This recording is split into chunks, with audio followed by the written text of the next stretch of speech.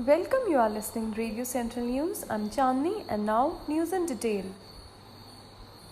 Registering over 75,000 COVID-19 cases for the first time in a span of 24 hours, India's virus tally sprinted past 33 lakh on Thursday, while the number of recoveries crossed the 25 lakh mark according to the Union Health Ministry data.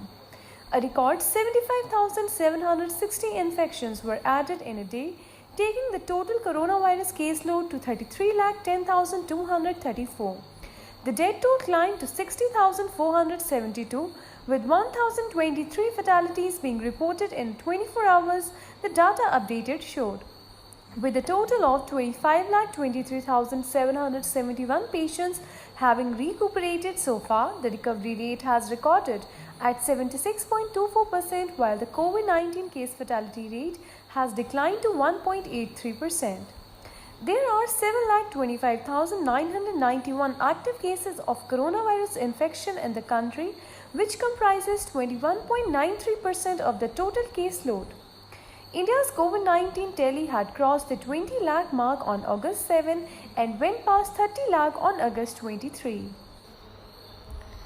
Amid a chorus by non-NDA rule states for compensation of GST revenue shortfall, the centre on Thursday presented two options to states under which they can borrow from the market to make up for the estimated deficit of Rs 2.3 lakh crore this fiscal.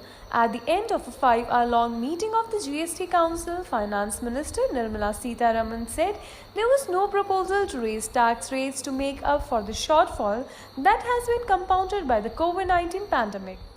Citing a legal opinion from the Attorney General, she ruled out the centre making good the shortfall from either its coffers or borrowing against its balance sheet. The deficit can be made good by states borrowing using a special window, she said, adding this loan can be repaid after 5 years from the collection of GST cess. If states agree to either of the options, it would effectively mean that cess would continue beyond 5 years of the GST rollout. In 2017, all states agreed to subsume their local taxes such as VAT into the new nationwide goods and service tax in return from the centre comprising to make good any loss of revenue in the first 5 years. Drivers working with mobility platform Ola and Uber have threatened to go on strike in Delhi NCR from September 1 in support of their various demands like fare hike and extension of moratorium on repayment of loans. Around 2 lakh drivers working with cab aggregators will take part in the strike if the government fails to resolve our problems, said Kamaljeet Singh Gill, president of Sarvodaya Driver Association of Delhi. The cab drivers have demanded extension of moratorium on loan payments to December 31, fare hike, increase in commission by cab aggregators, and withdrawal of e-challan issued against their vehicle for speeding, according to a pamphlet circulated by the drivers.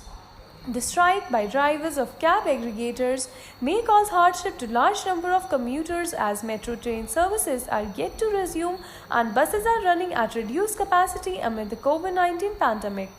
No reaction was immediately available from Ola or Uber.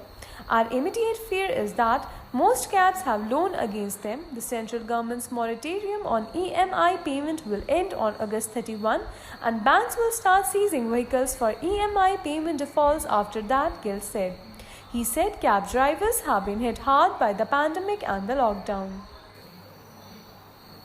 Extending gains for the fifth consecutive day on Thursday, the BSE Sensex rose by 39.55 points to 39,113.47, following gains in realty, healthcare, BankX and auto stocks. The Nifty of National Stock Exchange moved by 9.65 points to 11,559.25. The Nifty recorded a high and low at 11,617.35 and 11,540.60 points respectively. Though high volatility was seen during the day, the market maintained its rally intact for the fifth day today as the Sensex opened higher by 220 points to 39,293.53. It advanced by 253 points to 39,326.98, day high before closing at 39,113.47, up by 39.55 points from its previous close. It fell by 27 points to 39,046.94 days low.